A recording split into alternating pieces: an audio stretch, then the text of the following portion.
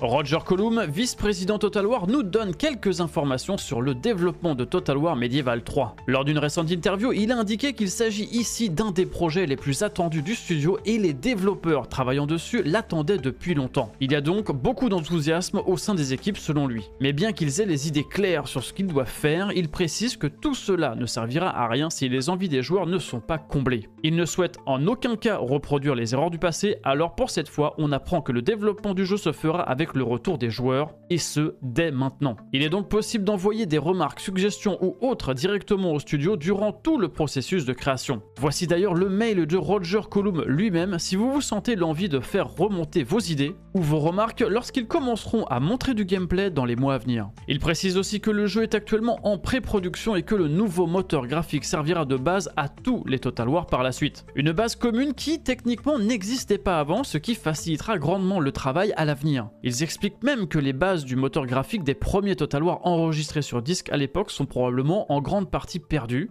et que beaucoup de ces jeux devaient redémarrer de zéro à chaque début de conception. Il s'agit donc non seulement ici d'un choix pour Warhammer 40 000, Medieval 3 et aussi pour l'avenir global des futurs projets. Davantage d'informations nous parviendront prochainement et si vous voulez en savoir plus, tous les liens sont en description de la vidéo.